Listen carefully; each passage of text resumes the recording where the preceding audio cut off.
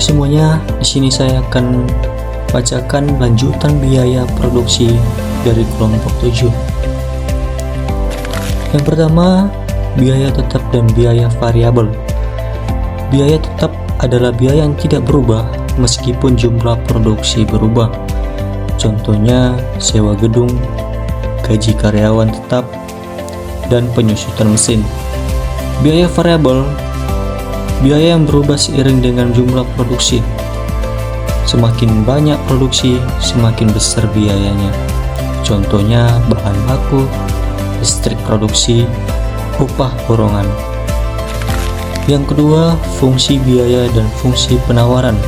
Fungsi biaya, hubungan matematis antara jumlah produksi atau Q dengan total biaya atau TC. Contohnya adalah TC sama dengan 100 ditambah 5Q. Fungsi penawaran, hubungan antara harga barang atau P dengan jumlah yang ditawarkan atau Q. Yang ketiga adalah kurva biaya dan bentuknya. Kurva biaya total rata-rata berbentuk U. Pada tingkat output yang sangat rendah, ATC tinggi karena biaya tetap disebar atas jumlah produk yang masih sedikit. ATC menurun dengan meningkatnya output. ATC mulai meningkat kembali pada saat biaya variabel rata-rata atau AVC meningkat secara tajam. Baik, selanjutnya kita masuk pada materi yang keempat, yaitu hubungan MC dan ETC. Hubungan biaya marginal atau yang disebut dengan MC dan biaya total rata-rata atau yang disebut dengan ETC, yaitu yang pertama, jika MC lebih kecil daripada ETC maka ETC sedang turun. Yang kedua, jika MC sama dengan ETC maka ETC berada di titik terendah atau yang disebut dengan efisiensi maksimum. Kita bisa lihat pada grafik yang dicantumkan.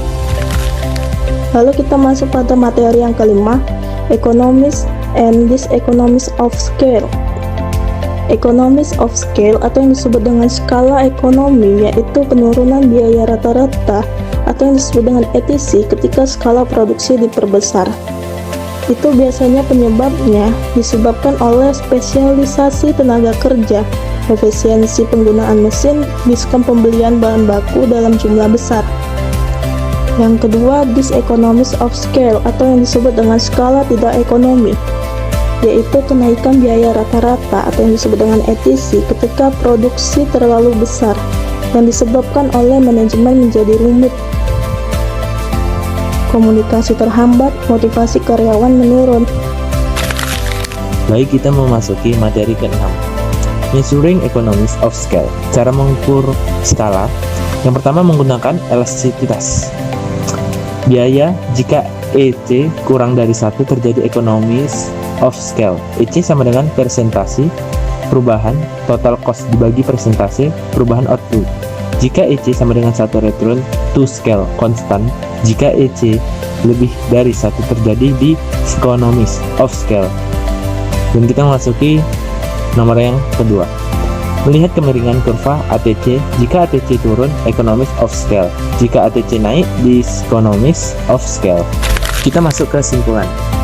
Yang pertama, memahami jenis dan perilaku biaya sangat penting untuk pengambilan keputusan produksi. Yang kedua, perubahan berusaha mencapai titik produksi di mana biaya rata-rata terendah.